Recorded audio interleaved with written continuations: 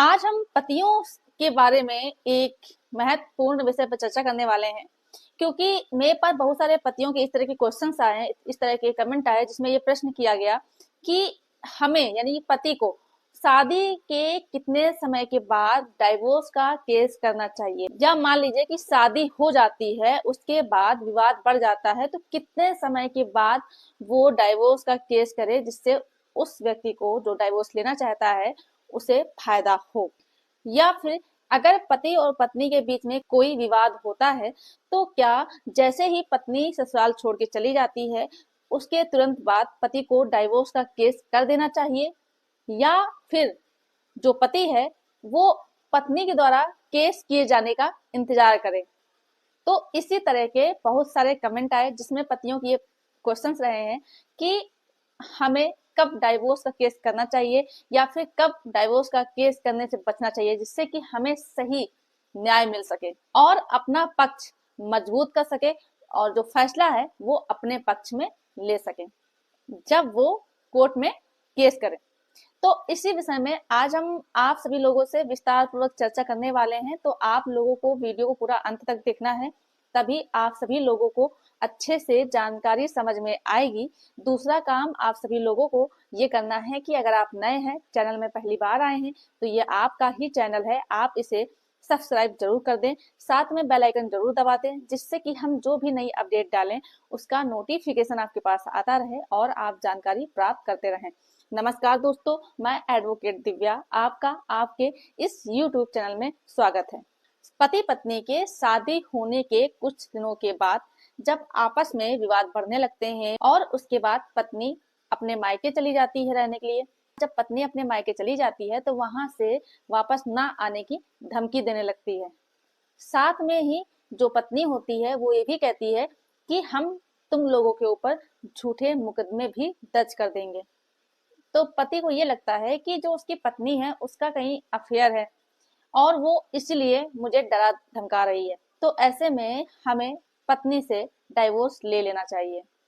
पति ये सोचता है कि तलाक लेने के लिए अगर हम पत्नी की कॉल रिकॉर्डिंग करते हैं या वीडियो बनाते हैं धमकी देते हुए और डाइवोर्स लेने के लिए इसे सबूत के तौर पे कोर्ट में रखेंगे तो डाइवोर्स मिल जाएगा। तो ऐसा बिल्कुल भी नहीं है। तलाक लेना इतना आसान नहीं होता है जितना कि आप लोग सोचते हैं।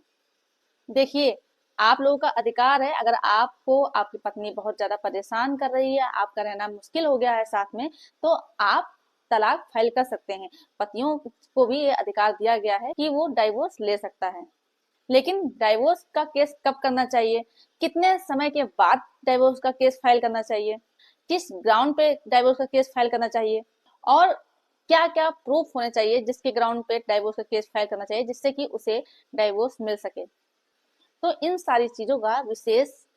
ज्ञान होना चाहिए पतियों को। सबसे पहली बात हम यहाँ से शुरू करेंगे कि जब भी पति और पत्नी के बीच में आपसी विवाद हो और पत्नी अपना ससुराल छोड़ के अपने मायके चली जाए,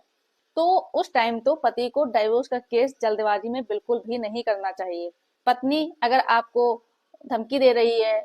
आपसे विवाद कर रही है, लड़ाई झगड़ा कर रही है और आपकी पत्नी समाज के सामने, आपके पड़ोसियों के सामने उत्पात करती है, आपके लिए बुरे बुरे शब्द कहती है, आपको मारती है, आपसे झगड़ा करती है, तो ऐसे में आपको डाइवोर्स का केस नहीं करना है। आपको अगर केस करना ही है तो आप डिफेमेशन का केस कर सकते हैं। लेकिन मान लीजिए कि आपकी शादी को 2 साल हो चुके हैं, इसके बाद आपकी पत्नी आपको छोड़ के चली गई है अपने मायके और वहां जाने के बाद आपके पास झूठे केस कर रही है, जैसे 498A DV आदि का झूठा केस कर दिया है। तो आपके पास अगर इस चीज को साबित करने का प्रूफ है कि आपकी पत्नी ने जो एलिगेशन आपके ऊपर लगाए हैं वो झूठे हैं, तो आप इस आधार पर डाइवोर्स का केस कर सकते हैं, आपको कोई दिक्कत नहीं आएगी। लेकिन अगर आपकी पत्नी चली गई है उसके जाते ही आप डाइवोर्स का केस करते हैं तो बाद में अगर पत्नी आपके ऊपर झूठे केसेस करती है तो कोर्ट को ये लगेगा कि आप अपनी पत्नी साथ नहीं रहना चाहते थे, आप ही गलत हैं, इसीलिए पत्नी ने आपके ऊपर इतने सारे एलिगेशन लगाए हैं। लेकिन अगर पत्नी ने एलिगेशन लगाए हैं, आप इसे प्रूव कर देते हैं कि झूठा है, तो इसके बाद आप डाइवोर्स लेंगे तो आपको डाइवोर्स आसानी से मिल जाएगा। आपको बता दें कि अगर आपकी शादी झूठ बोल के कराई गई है, किसी गंभीर बीमारी का शिकार है आपका पार्टनर, अगर इस तरह के ग्राउंड हैं,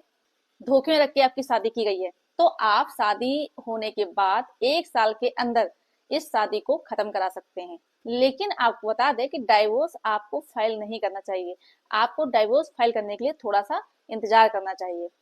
या फिर जैसे कि आपकी पत्नी अपना ससुराल छोड़ के चली गई है, अब वो आने का नाम नहीं ले रही है, आपने कई प्रयास भी किए जिससे कि आप कोर्ट में दिखा रहे हैं कि हाँ हमने इस तरह से कोशिशें की हैं वापस बुलाने के लिए, लेकिन आपकी पत्नी नहीं आना चाहती है, तो ये जो ग्राउंड बनता है ये डिजर्शन का ग्राउंड बनता है और इसके आधार पर आप डाइवोर्स ले सकते हैं।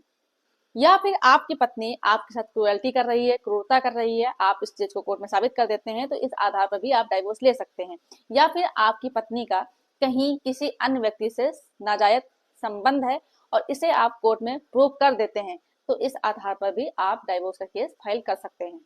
लेकिन ऐसा होता है कई बार कि पति और पत्नी के बीच में जब भी विवाद होता है तो पति क्या करते हैं कि जैसे पत्नी अपना ससुराल छोड़ के जाती है तो पति केस कर देते हैं डाइवोर्स का, जो कि यहीं पर सबसे बड़ी गलती करते हैं जोश में आकर के, और इसका फायदा पत्नियां उठाती हैं और वो फिर झूठे केस करना शुरू कर देती हैं। भले ही पति चाहे कितने भी सही हों, लेकिन फिर इसके बाद होता यह है कि पति के पक्ष में फैसला नहीं आता है और पत्नी जीत जाती है। तो पति जो भी है, अगर पत्नी चली गई है अपना ससुराल छोड़ के, तो सावधानी बरते, जल्दबाजी में कोई भी ऐसा डिसीजन ना ले जो कि उल्टा उन्हीं के ऊपर भारी पड़े। आपकी पत्नी गई है तो आपको अगर कोई केस करना ही है तो आप सेक्शन 9 का केस कर सकते हैं अपनी पत्नी को वापस बुलाने के लिए।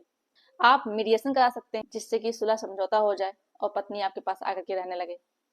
आप अपने रिश्तेदारों के साथ बैठ करके, मित्रों के साथ बैठ करके सुलह समझौता करवा सकते हैं। आप समझौता करने का प्रयास कर सकते हैं, लेकिन शुरुआती तौर पे आपको डाइवोर्स का केस नहीं करना है, नहीं तो पत्नी इसी का फायदा उठा लेंगी और आपको फंसा देगी। और कोर्ट में पत्नी यही बोलेगी कि आपने मुझे, यानी कि आपने पत्नी को जबरदस्ती परेशान करते हुए, उसको प्रताड़ित करते हुए घर से निकाल दिया है, जिसकी वजह से वो बहुत परेशान है, तो इस तरह से झूठे आरोप आपके ऊपर लगा दिए जाएंगे। ऐसे में आपको मेंटेनेंस भी देना पड़ेगा और तलाक भी नहीं मिलेगा, क्योंकि कोर्ट के नजरों में आप ही गुनहगार होंगे। तो जो भी पति डाइवोर्स लेना चाहते हैं, अगर उनकी पत्नी एडल्ट्री में रह रही है या फिर क्रूरता करती है, घर में कलेश फैलाती है, तो पति को कुछ दिन इंतजार करना है।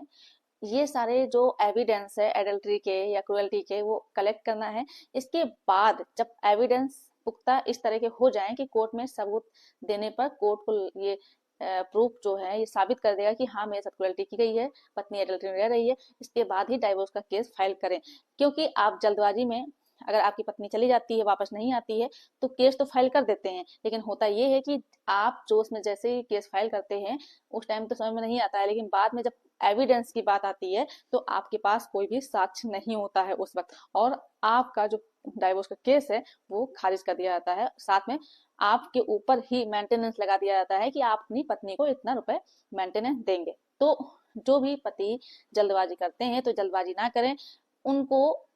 एविडेंस कलेक्ट करना है। जैसे ही आपके पास एविडेंस इकट्ठा हो जाए इसके बाद ही डाइवोर्स का केस फाइल करें। तो इस चीज को आप अच्छे से समझ गए होंगे, तो वीडियो को लाइक जरूर कर दें, ज्यादा से ज्यादा लोगों को शेयर कर दीजिए, और अभी भी अगर आपने चैनल को सब्सक्राइब नहीं किया है तो ये आपका ही चैनल है, आप इसे सब्सक्राइब जरूर कर दें। धन्यवाद।